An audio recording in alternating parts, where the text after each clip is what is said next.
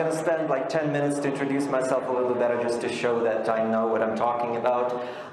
Yes, I indeed organized some of the biggest rallies in modern history of Russia. These are the four most prominent ones. The biggest one was 50,000 people. You can see the pictures there. And this is a libertarian flag of Russia that I drew. This is a rally in defense of freedom of speech and free internet in Russia. This is a rally in defense of Telegram. Telegram is a heavily encrypted messaging service that's created by Pavel Durov, who's a prominent libertarian as well. It's heavily used in Russia, and the Russian government tries to ban it. It's actually one of the, I think it's the only rally in modern Russian history that actually achieved its goal in sense that Telegram still works in Russia, and that's thanks to the Libertarian Party of Russia and the rallies that we held. And that's the other one, that's the rally against isolation of Russian internet. We have this law that's called Yarovaya law that is actually trying to create a firewall like the Chinese firewall, but in Russia, and we held a rally against that as well. The rally was attended by over 20,000 people. That's me speaking at the rally, at one of the rallies. Yeah, that's the flag. I invented it, drew it 3 years ago. Libertarian flag of libertarian Russia. You see the Gadsden snake and the Russian flag. My biggest thing, the thing I'm most proud of, I've read lectures in 70 cities of Russia in the last 3 years, and 30 of them I visited in a span of just 1 month. I was just traveling from west to east of Russia every day, reading a lecture, doing the same thing that Donald Trump did in the US, and they were extremely successful. I'm just going to show some pictures just so you know I'm not making that up. So that's St. Petersburg, that's a Murray Rothbard, that's Adam Smith Forum in Moscow, sorry, that's one of the bigger events that we hold, that's an annual event. It was attended by 1,200 people in Moscow. You can see the pictures, that's me talking. That's Vladimir. Vladimir is a small city of 800,000 people, and I was visiting small cities as well. That's my lecture there. That's Arkhangelsk, and just people always ask me, you know, is it easy to be a libertarian in Russia? No, it's really hard, and I'm going to talk about it a little bit later in my speech, but Arkhangelsk was a fun place. Every city I go to, pretty much every other city I go to, the government tried to cancel my event, and they go really far to do that. And in Arkhangelsk, we had 5 venues cancel at the last moment, at the last hour. So what I did is, like, after the event was already announced, I made a plea on my Twitter asking, you know, well, you know, everybody is canceling, everybody is afraid. If somebody is reading me from our Congress, please help. We just need to do this event, because if government cancels it once, it will cancel it over and over again, because it will feel like it's capable to do that. So I was actually invited to read a lecture in a yoga class, and I was reading it in a yoga class because no other venue would accept me. And even there, what happened is people in camouflage came and they turned off the lights, and they said that there was a bomb in the building, making everyone to leave, but they didn't have any, it wasn't police, it was just people in camouflage. So I refused to leave, and that's where I learned something about humans, is that they actually, humans in general are followers. So when the person entered the room and he said, well, everybody leave, everybody has to leave, people hesitated, and, you know, they started to exit the room. And I said, well, what the hell, I haven't finished reading my lecture, you shouldn't leave, you know, just, I can read my lecture in the dark because they turned off the lights, and people just took out their cell phones and started to lit me up, and I finished my lecture. So yeah, that's Saratov. That's another small city. Just pictures. Kostroma, Minsk in Belarus. That's before Belarusian Revolution. I went to Kiev and Minsk as well to read a lecture. So yeah, and that's the picture from our Congress. That's after the lights were turned off and people took out their cell phones to light me up. That's my lecture in Moscow. That's my solo, the first big one really, and that's me reading the lecture. That's Murray Rothbard Forum in St. Petersburg. That's our biggest event in St. Petersburg, attended by over 1,600 people. Just a crazy success. We had some people from abroad. And again, when people approach me in the West and ask, well, we didn't know that there are libertarians in Russia, I always act surprised because, well, you should have, if you Google, you'll learn that Russian Libertarians is the most successful libertarian party in Europe today. I also organized a joint lecture with Hans Hermann Hoppe, which was the most attended lecture in the libertarian history, and I'm going to show you a video clip just in a second. Can you put the video on? This is in the world, not just in Europe, not just in Russia, but US including. That's the biggest lecture a libertarian ever held. Yeah, and if you're interested, this lecture is available on my YouTube channel in English. Yeah, check it out. Can you turn on the lights just for a sec, if it's possible?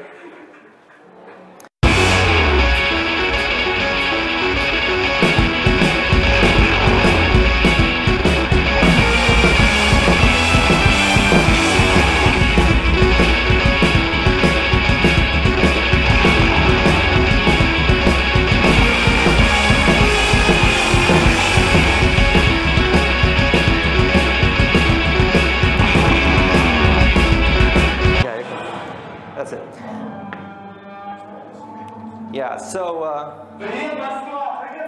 if you're interested, it's available in English on my YouTube channel, and it's the biggest libertarian lecture ever held in the world. It was attended at Murray Rothbard Forum, had a total amount of visitors, 1,600, but this one was attended at the same time, at the same moment, in the same room by over 1,300 people. Yeah, we're gonna, sorry.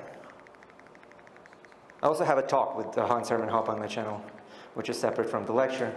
All right, but it's not always easy, as I said, and I've also read lectures from unusual places. I've read a lecture from inside the police van, because during one of the Adam Smith forums, I wasn't actually allowed to attend the forum. I was caught on the street by the police, and they put me in the police van, again,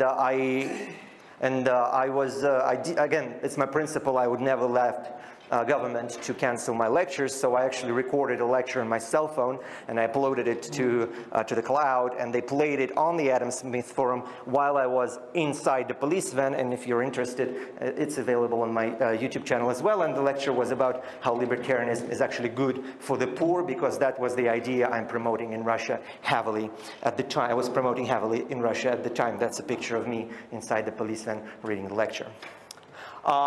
I also spoke on one of the rallies that we organized. I couldn't attend it either because I was apprehended after I refused to negotiate with the Russian government, Moscow government, and I was put in jail. And another thing I did, which I'm very proud of, is that I actually recorded a speech. My lawyer smuggled the recorder into my cell, and I recorded a speech for that rally from inside the cell for it to be played on the rally, and it's also available on my YouTube channel. But I've been arrested several times. Just 2 months ago, I was in jail. I got out of jail 2 months ago, and these are some articles that were written about me. I had police raid my home 3 times. I had some criminal cases fabricated against me, like sexual misconduct. And the Russian government is very smart. They know that if they create a political case against you, you become a martyr. So what they do, they create dirty cases like sexual misconduct, like Nazi propaganda. This one is really funny. I was put in jail for 10 days for having an educational video on my YouTube channel where I explain the political compass. And in one corner, you have bloodthirsty tyrants. You have communists and you have Nazis. And I featured swastika there, explaining that Nazis are bloodthirsty tyrants. And this was deemed by Russian court as Nazi propaganda, and I was put in jail. So yeah. So yeah, I was jailed for 9 days. Those are all separate cases, so it just happens all the time. And the longest time I've been in jail was 30 days. That's during one of the bigger rallies I organized. That's me being apprehended by the system. But I also had some terrible cases happening with me in Kemerovo. I was going to read a lecture in Kemerovo. I took a plane there, and the moment I left the plane, thugs caught me. They beat me up. They throw me in the room. They take away my documents.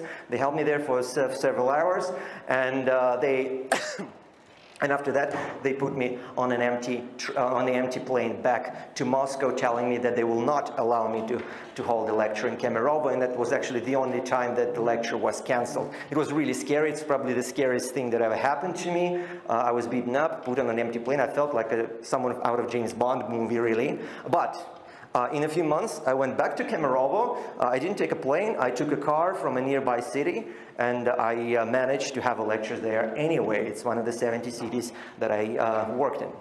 So yeah, I was hit with a thesis, so other kinds of pressure has been following as well. So it's not easy to be a libertarian in Russia, but you've got to push on if you want to reach any kind of success. That's Alexei Navalny. I worked with Alexei Navalny. You know the guy. It's the leader of Russian opposition, the man who was poisoned by the government just a short year ago. He's in jail right now, and we had a successful collaboration with him. I met Rand Paul when he came to Russia. He wanted to meet some Russian opposition, and naturally my name came up because I'm the most prominent libertarian in Russia. So he's a great guy. Had a great time with him. I opened the first libertarian club in Russia, New Sincerity. It's in the old building. You see Ayn Rand here. There's a Murray Rothbard portrait, which is up right now, but it's there.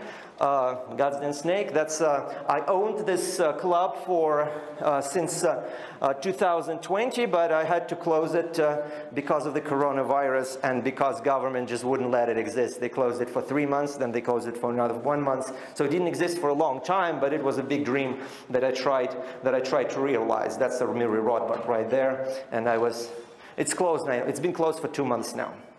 So yeah. And now for the theoretical part. So now that you know my credentials, you know who I am.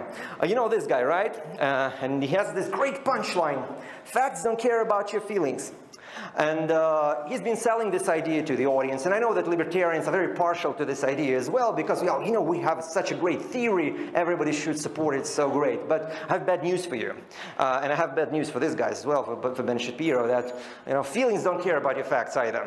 And unless you understand that, you will not become politically successful, because for libertarian ideas to spread, for libertarian ideas to become successful, you've got to become populist. You've got to touch not just people's minds, because it's impossible to educate everyone, because not everyone has to be a politician, and being a libertarian actually means to be either philosopher, economist, or politician, and people are just not that. You've got to talk to them in language they understand, and that's language of emotion, that's language of passion, and that's language that touches their hearts and not just their minds. And I think that's the biggest problem libertarians have at the moment in the West, and that's the idea that's the problem I was trying to solve in Russia, and I think I solved successfully, because before I started my work in Russia 4 years ago, all that I showed you we achieved in just short 4 years is because I understood that libertarian message can be delivered by populist means, and I really wish there would be more populist libertarians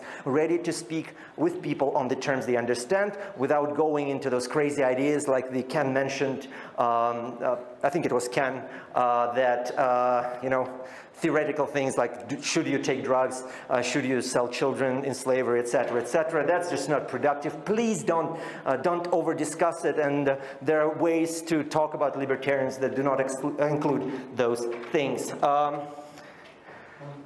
It doesn't matter how good your message is if your delivery sucks, and I'm sorry to say that libertarians suck at delivery. That's another truthful sentence that goes with this one. Behavior is more honest than words, and libertarians are not practicing what they preach. The reason I had success in Russia is because I was not just talking, I was doing. Every event I was holding was a clash with the police, it was a clash with the government, it was inconvenient, people saw it, people saw that I was fighting for the event, and that's what attracted attention to me. They saw that we are not losers. Libertarians need to be winners, they need to practice what they preach, and unfortunately libertarians are not doing that today. And Jan Kuban, in his lecture, said that why do people listen to people like Hitler, Stalin, Maduro, etc.? I have answer to that, because they are willing to fight for power, and libertarians are not willing to fight for freedom. That's an important thing. Again, that's leading by example. Libertarians have to lead by example. It doesn't matter how many good words you're going to say. As long as you're not practicing what you preach, people will not listen to you, because they think you're a phony. They're going to think you're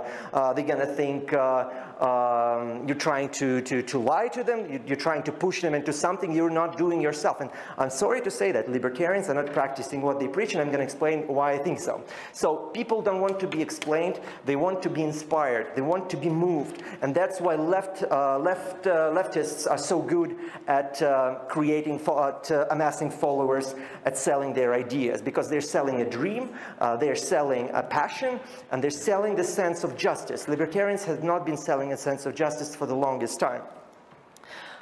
That's the theoretical part. So in Romans, there's a phrase that I really, really love. It says that where there is no law, there is no transgression. And my lecture today, a new title of my lecture is called Libertarian Revolution. And I think libertarians were too wary of revolutionary ideas. Well, I think that unless we come to terms with the fact that we're not living in the sorry, I forgot the word, sorry. And I think libertarians have to come to terms with the idea that right as we understand it does not exist. And I have issues, and that's my only point of disagreement with Rothbard, I have issues with the idea of natural law and principle of non-aggression as a natural law, because there is nothing above humans. Humans are the only origin of law. Contract is the only origin of law. And if we realize that, libertarian ideas become much more revolutionary. Why? Because where there is no law, there is no transgression. And we're good at criticizing government. We're terrible at fighting government because something's stopping us. And I think that what's stopping libertarians is not just fear of repercussion. It's also some moral. It's also something moral, because we don't believe what we're saying. We don't believe that government is illegitimate. We don't believe that what government does is coercion, because we're not willing to fight against that. If we were, when we face injustice in life, we defend ourselves, but we don't defend ourselves from the government. And the reason is not only just that we don't have a biggest gun, like Marx said yesterday, because some people don't need biggest gun to fight for justice. And I'm not drawing the equivalency here, but we just had a great example the second time in a row in the 20th and 21st century in Afghanistan. No, they didn't have biggest gun. They fought for what we believe is not just, but they believe is just, and they won. They won against Soviet Union. They won again against American army. They didn't have anything. It's just like some dude with a rifle on a donkey, and they took over American army. They took over Soviet army. That should give you ideas.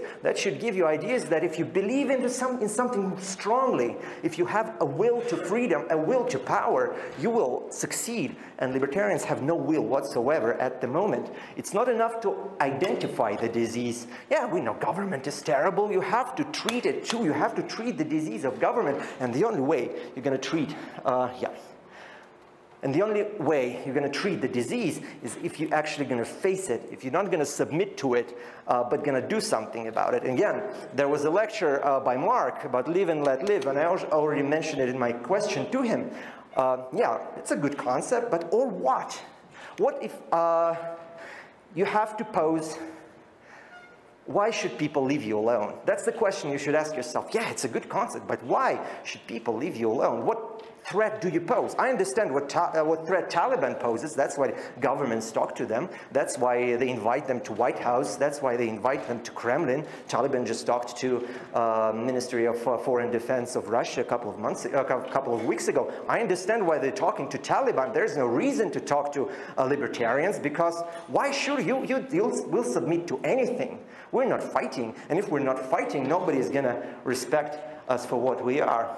If you think, another quote that I picked up during this conference is, if you think that libertarianism can be achieved without a revolution, you're not a libertarian. Do you think government is just going to give up all its power just because you want to be left alone?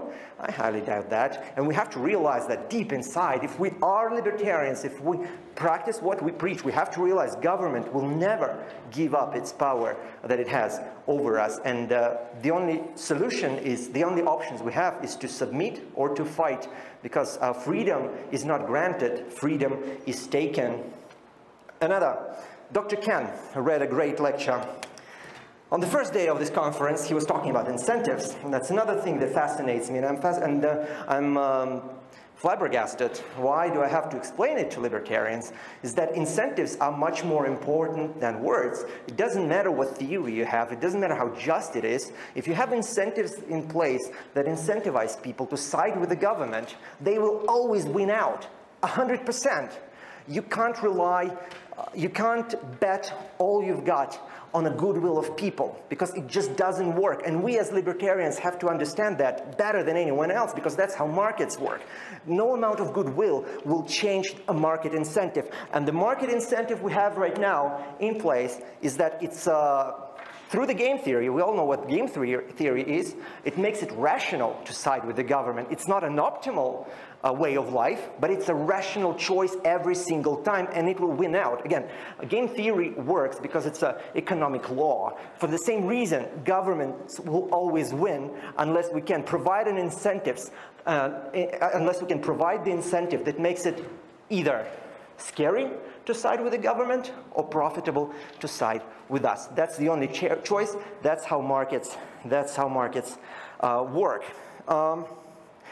And a quote that I didn't put on my presentation, but I really like, that's, unless it's politically profitable for the wrong people to do the right thing, it will be politically unprofitable for the right people to do the right thing. Again, that's markets for you. That's game theory. That's incentives. You got to realize that. So if you are a libertarian, if you practice what you preach, you got to be a revolutionary, because that's the only choice, because everything else is submission to the laws of market, is submission to the laws of economy.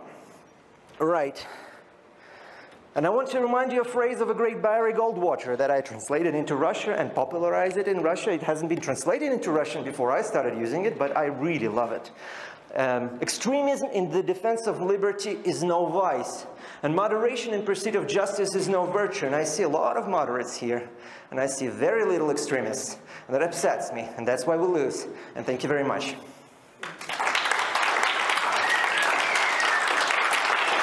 Thank you.